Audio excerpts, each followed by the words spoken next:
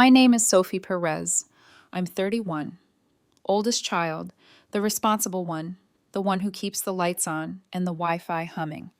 I work in logistics support, a mind-numbing desk job until something breaks and suddenly everyone panics and pings me like I'm a fire truck with a keyboard. I rent a small one-bedroom near the river. Coffee machine that wheezes, 2 chipped mugs, running shoes by the door. My life is ordered, lists lining the walls in my head as carefully as they line spreadsheets on my laptop. In my family, I am the spare wallet with legs. Tyler, 23, is chaos in human form. Community college dropout times 2, calls it finding himself. Loud exhaust on his car, louder personality in every group chat, rent payment shy. Mom calls him a free spirit, Dad shrugs it off. I call him my most expensive hobby. Friday afternoon, I was debugging a messy import script when my phone buzzed. Family group chat. Graduation dinner for Tyler. Saturday, 7 o'clock p.m. Lavinia. Dress nice. I blinked. Graduation? I opened the photo Mom posted. A rolled diploma, gold confetti. Wait, I typed. Graduation from what? 3 dots. Then Tyler, casual as ever. LOL, chill, Grandma. It's a certificate for the HVAC course. Nothing big. Mom chimed in. Proud of our boy. Everyone's coming. I scrolled up, confused. Had I missed something? I keep a shared family calendar. Dentist appointments, oil changes, reminders to water the fern, no dinner invite, nothing. I typed, we were at Lavinia, they need a head count. Dots popped, vanished, popped again. Mom, Sophie, honey, focus on paying the family's $9,200 debt. We'll handle dinner. I read it 3 times. Debt. Weapon disguised as advice. I typed, what debt? And why am I not invited? Tyler chimed in, no seat for you. Oh, right, you're not really part of this family. Winking face, laughing face, thumbs up. I stared at the monitor, lines of code blurred. I called Mom. She picked up on speaker. Voices in the background, clinking plates, someone laughing. Mom, what was that? She sighed, patient, weary. Sophie, please don't start. Tonight is for Tyler. The restaurant is small, and you didn't tell me about it. You put it in the chat as a done deal, I said. Silence. Tyler's voice, cheerful and mean. Lavinia isn't a soup kitchen, dude. Limited seats. Dad, quieter. Let's not escalate. Mom added, by not showing up, you're helping balance everything. We'll talk when you're calmer. No goodbye. I sat down. Coffee cold. Cursor blinking like a heartbeat. Beneath the shock was something heavier, older. Not rage, not yet. Just clarity. No seat, no warning, no voice.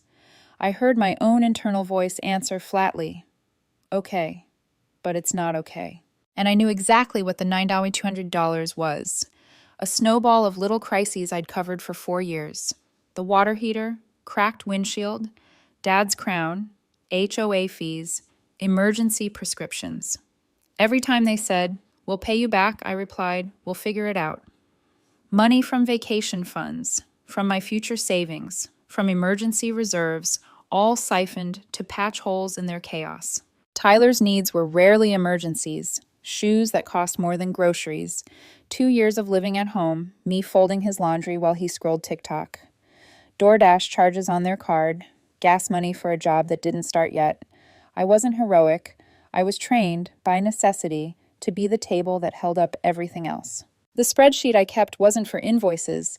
It was to calm myself when people didn't. Numbers never lie. Every $600, $1,100, $300. It grew into a total that hovered over every family decision, like a silent gavel. Then came the dinner, ties, celebration, a table I was explicitly told had no seat for me. The math had become mouth and fist and knife in my chest. Clarity, not anger, settled over me. Because this wasn't just the dinner. It was every Monday Tyler skipped class, every red notice Mom ignored, every joke about me figuring it out in the chat.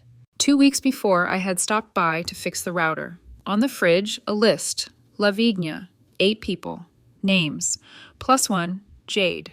No space for me. Mom smiled at Jade. Not me. No invitation sent.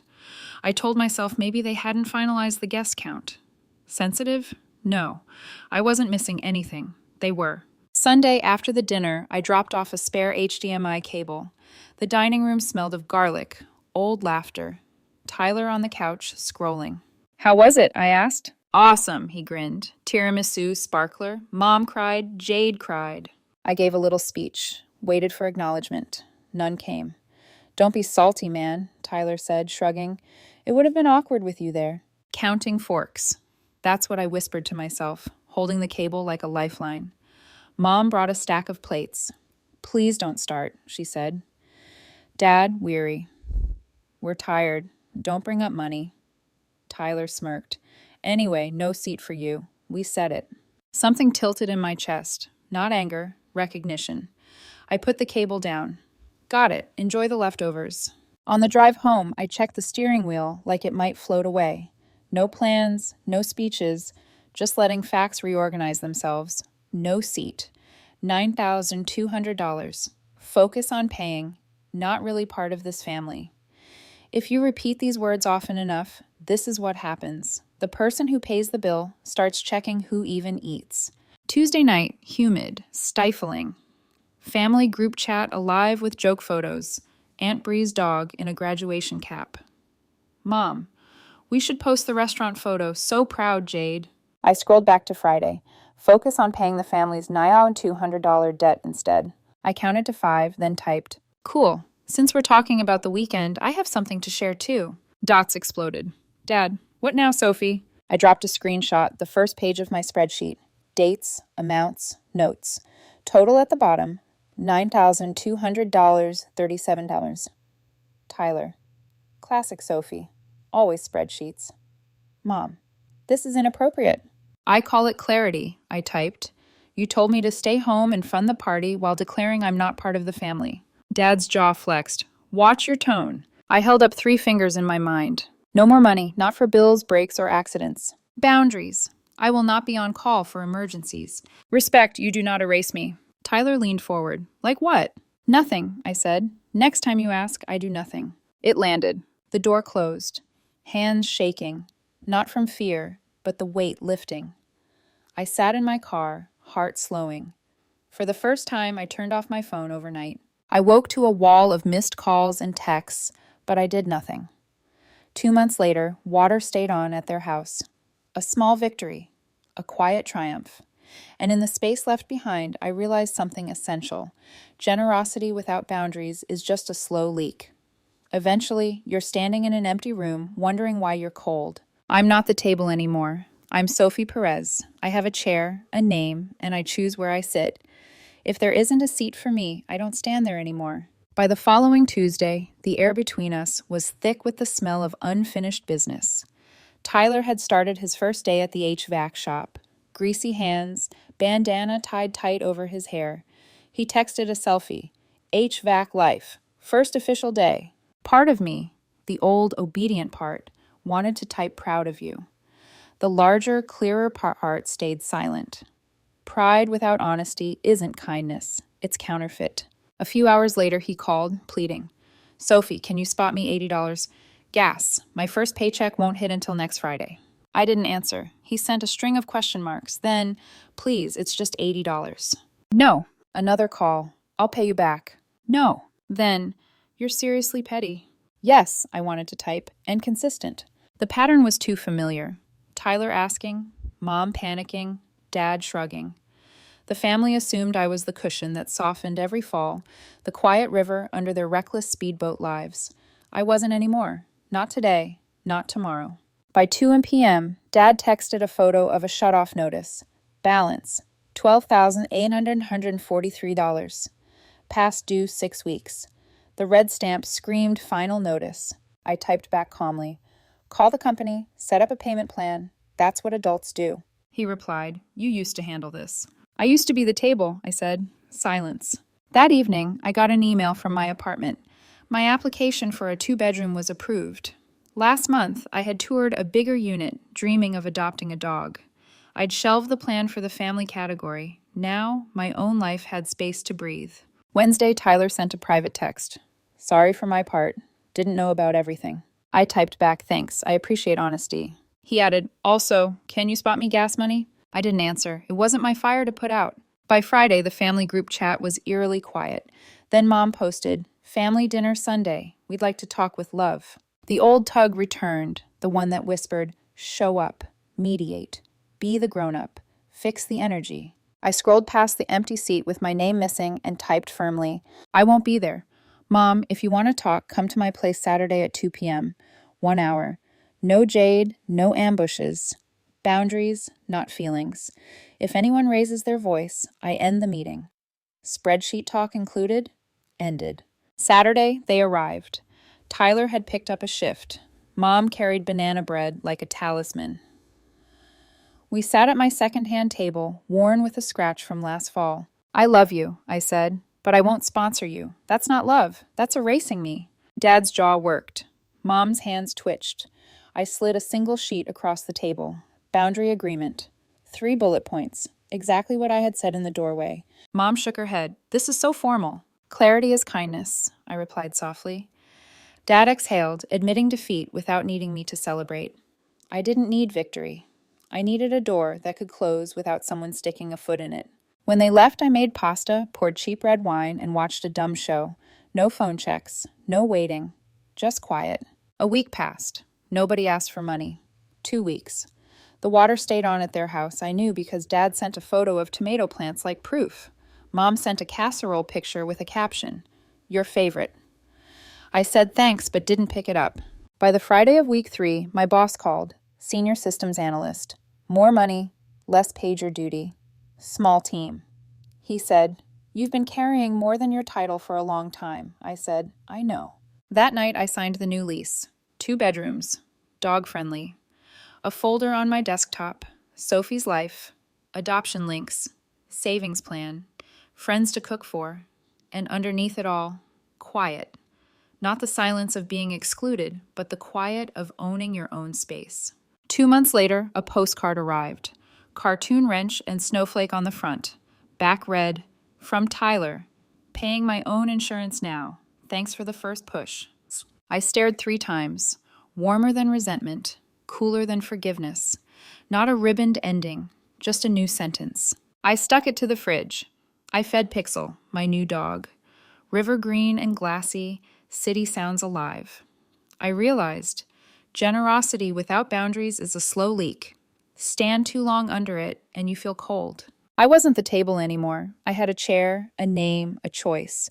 And if there wasn't a seat for me, I wouldn't stand there. But boundaries always invite testing. And for Sophie Perez, the first true test came when her boyfriend, Charles Jones, walked into a life tangled with exes, family debts, and secrets she hadn't yet uncovered. It started subtly. Charles had an ex, Vanessa, a polished woman from his past, who seemed to appear everywhere at the worst times. Friendly smiles, invitations, innocent comments that carried the weight of threat. And Sophie, for the first time in years, felt the familiar bubble of control cracking. It was one thing to draw lines with family. It was another to draw them with love. And love, she would soon learn, doesn't care for spreadsheets. Sophie's apartment smelled faintly of garlic from last night's dinner. Pixel, her scrappy little rescue, curled at her feet, snoring softly. The quiet was almost too perfect, fragile like glass, and Sophie knew it couldn't last. It didn't. Charles Jones, her boyfriend of 3 years, appeared on her doorstep without warning. He looked tense, hands stuffed in his pockets, eyes darting at the apartment like he feared it was a trap. Hey, Sophie said, cautious. Everything okay? Charles rubbed the back of his neck. We need to talk about Vanessa. Her stomach clenched. Vanessa.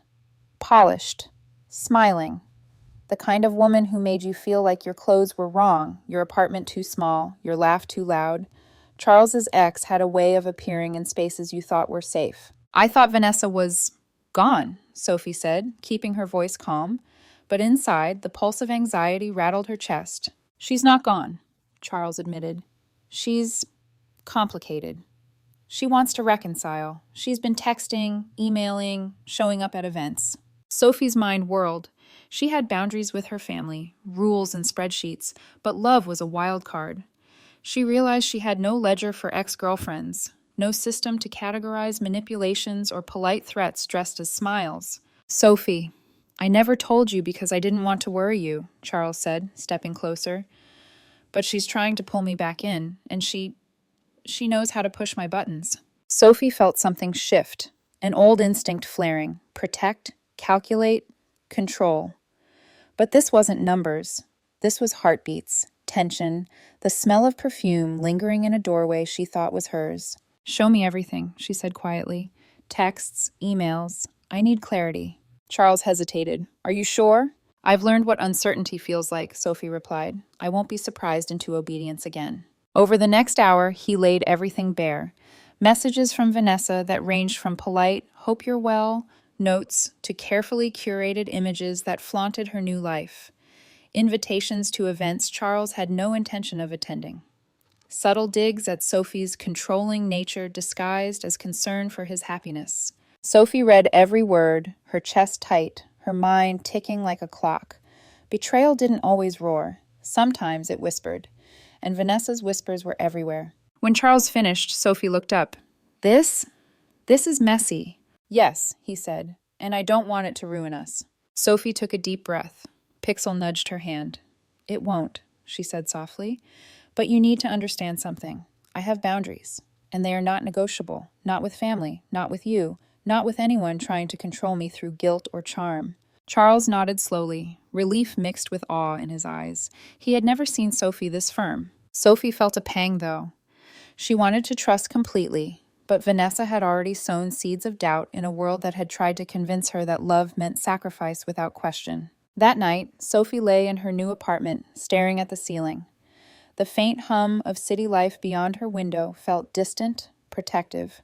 She realized that she had fought long to reclaim herself from a family that erased her presence, and now, love, supposedly safe, warm, familiar, was testing her again. The following days brought subtle challenges. Vanessa appeared at a work event Charles had invited Sophie to. Friendly smiles, polite greetings, casual comments that stung more than a slap. Sophie noticed Charles flinch at times, unsure whether to defend her or appease his past. Sophie kept her composure, her heart a ledger of sorts, noting every slight, every tension, every hidden jab. But she also realized she had a choice: escalate or observe. She chose the latter. A week later, Charles's phone buzzed during dinner at Sophie's apartment. He hesitated, then glanced at her. It's Vanessa. Sophie's hand hovered over the table, calm, measured. Do you want me to read it with you? He shook his head. No, it's nothing. Just work stuff. Sophie raised an eyebrow. She understood the truth hidden in plain sight. Boundaries weren't just about money or family. They were about respect, about choosing who gets access to your life. Later that night, Sophie updated her spreadsheet. Not numbers this time, but observations. Dates, behaviors, interactions. Not to control Charles, but to protect herself. Clarity over chaos. Facts over whispers. And she realized something profound. Family had tested her loyalty. Tyler, Mom, Dad, they had tried to manipulate her generosity into erasure. But love, real love, wasn't supposed to erase you. Not even Charles, not even Vanessa could do that if she refused. By the end of the week, Sophie had a plan. Not confrontation, not aggression, but a structured approach. She would support Charles without being subsumed, love without losing herself, and let Vanessa reveal her true intentions without giving her any leverage. It was a delicate balance, a high-wire act over a pit of past betrayals and subtle manipulation, and Sophie Perez had learned to walk on wire. But even as she prepared herself, a shadow lingered. Vanessa was not finished, and sometimes shadows had a way of stretching longer than you expect. Sunday evening arrived, with the soft glow of streetlights slicing through the city mist. Sophie's apartment felt like a fortress, her own carefully curated space where she could breathe. Pixel patted at her feet, tail flicking nervously. She sipped her wine, eyes on the door, anticipating the meeting with her family. Mom and Dad had agreed to her terms. No yelling, no spreadsheets, no ambushes. Tyler had a shift, so he wouldn't be present. And yet, Sophie felt the weight of history pressing against the walls. The air hummed with tension she couldn't quite quantify. Mom arrived first, banana bread in hand, as if she could sweeten her way back into her daughter's forgiveness. Dad followed, rigid, jaw tight, carrying an aura of reluctant acceptance. I brought this, Mom said, placing the bread on the table. Thought we could start gently. Sophie nodded, keeping her expression neutral. Thank you. Let's keep this about clarity and boundaries. Dad shifted in his seat. Sophie, we just want to understand. Family matters are complicated. I understand, Sophie said softly, but complexity doesn't justify erasure. Let's start there. Mom flinched. The word erasure carried a weight she hadn't expected. Dad's eyes narrowed, but he said nothing. Sophie slid a printed sheet across the table. Boundary agreement, final version. 3 points, exactly as she had laid out before. No more financial bailouts. Clear boundaries for communication and responsibilities. Respect for her presence and decisions. Mom glanced at it, lips pressed thin. Formal, she murmured. Clarity is kindness, Sophie repeated. It's how we avoid repeating past mistakes. The room settled into an uneasy quiet, a calm punctuated only by the occasional creak of chairs and the distant hum of traffic. For the first time, Sophie noticed Dad studying her, really studying her. Not the dutiful child who covered bills, fixed problems, and absorbed chaos. The adult. The woman who had carved herself out of years of neglect. You've grown, Dad said finally. Stronger than we ever acknowledged. Sophie allowed herself a small private smile. Recognition. Not praise, not approval, just acknowledgement. Then came the subtle shift. Mom's phone buzzed. She glanced down, flinched. It's Tyler, she muttered. Sophie's mind sharpened. She had anticipated this. Family emergencies, crises, manipulations, but she held her calm. We agreed, she said softly. No ambushes. This is about boundaries, not feelings. Mom swallowed hard, nodding. She looked at Dad, who remained silent. Sophie realized the dance they had always done, avoiding accountability, using guilt as currency, was now being rewritten in her terms. The meeting lasted just under an hour. Words were chosen carefully, missteps corrected immediately, no old patterns allowed to creep back. By the time Mom and Dad left, there was a tangible shift, a door that could close without sticking a foot in it, a room no longer heavy with expectation and resentment. Sophie collapsed onto her couch afterward, Pixel climbing onto her lap, warm and insistent. She allowed herself a deep breath. Freedom, even tentative, felt unfamiliar but exhilarating. But freedom came with its own trials. Monday morning, Charles arrived at her apartment, phone in hand, tension written across his features. Sophie, Vanessa, he started, voice tight. She just sent me something, a message. Sophie took the phone, reading carefully. Vanessa's words were polite, but threaded with subtle manipulations. Congratulations disguised as familiarity, insinuations hidden as concern, reminders of past intimacy. Sophie, Charles said, voice pleading. I don't want her back. I never did. But she keeps pushing. Sophie looked at him, softening slightly. I know, and that's why you're going to handle it properly. No secret meetings, no explanations to me after the fact. Boundaries, Charles. Yours and mine. If she can't respect that, she doesn't get access to our lives. He nodded, swallowing the lump of guilt that had built up over years of passive avoidance. For the first time, he seemed aligned with her, aware that love without respect was a trap. Sophie realized a truth she hadn't yet fully embraced. She could enforce boundaries with family, yes, but she also had to enforce them in love. Charles's respect for her rules now became a litmus test for their future together. Even as they settled into the quiet of their apartment, the shadow of Vanessa lingered, watching, waiting, testing. But Sophie Perez had become skilled at reading shadows. She knew how to shine light, expose the hidden, and protect herself from being erased again. That evening, she updated her personal ledger, not numbers, but a record of trust, behavior, and respect. A map of her world now clearly demarcated, what she would allow, what she would refuse, and the consequences for crossing the line. Pixel barked softly, tail wagging. Sophie smiled. She had won small victories, but the war of boundaries, love, and respect was ongoing, and she would not stand idle while others attempted to rewrite her story. The next test was inevitable. Vanessa was persistent. Charles's loyalty was strong, but untested in real confrontation. And Sophie? Sophie was ready. She just didn't yet know how far the shadow would reach. The weekend arrived with the soft hum of rain against the city windows. Sophie sat at her kitchen table, Pixel curled beside her. the apartment dimly lit by a single lamp. Her phone buzzed. A message from Charles. Vanessa is coming. She wants to talk. Alone. Sophie stared at the screen, the weight of decision pressing down. She had fought so hard for boundaries, for clarity, for her own identity, but this was the ultimate test. Could she stand firm when love itself was being challenged? She typed back a single line. Fine, but only here, only with rules. Charles arrived first, visibly nervous, hands clutching a small bouquet of flowers. Sophie, thank you for doing this, he said softly. I didn't do it for her, Sophie replied, calm but firm. I did it for me and for us. There was a knock at the door.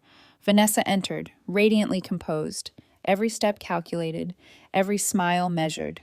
She looked around Sophie's apartment as if appraising territory, noting the small quirks and quiet order that defined this space as Sophie's sanctuary. Hi, Sophie, Vanessa said, voice smooth. Charles tells me you're very firm about your rules. I am, Sophie said, and I expect them to be respected. Vanessa's smile flickered, just for a second, a shadow of annoyance or perhaps disbelief. Of course, she said, too brightly. I just wanted a conversation to clarify things. Sophie gestured to the couch. Sit. We have 30 minutes. No manipulation, no insinuations, no ultimatums. You cross that line, you leave. Charles, you stay neutral unless spoken to. Vanessa sat, carefully folding her hands, lips pressed into a polite line. Sophie watched her, noting the way Vanessa's eyes flickered to Charles, calculating, probing. I just wanted to remind Charles of what we had, Vanessa said softly, almost pleading. We were happy once. Sophie's pulse tightened, but her voice remained steady. What you call happiness, you call leverage. You're trying to make Charles doubt himself, and me. That's not a conversation, that's a test, and I don't participate in tests. Vanessa's smile faltered. Sophie, I didn't mean to... You did, Sophie interrupted. You are here to manipulate and destabilize. You are not welcome in this space if your goal is anything other than respect. Charles looked at Sophie, awe and relief mingling in his eyes. Sophie, thank you, he whispered. Vanessa hesitated, then finally stood. I see. You've changed, and I respect that. Her tone lacked warmth. It was measured, calculated, but at least honest. She walked toward the door. This isn't over, Sophie, but I'll follow your rules. For now. The door closed behind her. Sophie exhaled slowly, feeling the tension seep out of her shoulders. Pixel jumped onto her lap, sensing the shift in energy. Charles reached for her hand. I've never seen anyone, stand so firm. Not my parents, not anyone. Sophie smiled faintly. It wasn't about them. It's about me. About being present in my life, not erased from it. Vanessa is a reminder of what happens when you let others dictate your boundaries. But I've learned. They sat together, hands entwined, the rain pattering softly against the windows. The storm outside mirrored the chaos of the past months, but now, inside, there was calm. In the following weeks, Sophie and Charles worked together to rebuild trust, redefine their relationship, and protect their shared life from external interference. Sophie continued her practice of documenting interactions, not as a ledger of control, but as a map of respect and care. Her family, too, began to adjust. Mom and Dad, while still imperfect, learned to approach Sophie with recognition rather than assumption. Tyler, slowly growing into his own life, began to understand that generosity demanded reciprocity, not blind erasure. And Sophie? She thrived. Her apartment grew warmer, filled with laughter and the smell of cooking. Pixel was happier than ever. The city outside buzzed on, indifferent yet comforting, a reminder that life went on regardless, but now she could navigate it on her own terms. One evening, Sophie stood by the window, looking out over the river. The reflections shimmered like fragmented memories, some painful, some triumphant. She realized the truth she had fought for. Generosity without boundaries is just a slow leak, and boundaries, firmly held, protect the heart and soul. Charles came up behind her, wrapping an arm around her shoulder. You did it, he said softly. Sophie leaned into him. We did it, she corrected, together. And for the first time in years, Sophie Perez felt entirely, unshakably herself. No one could erase her anymore,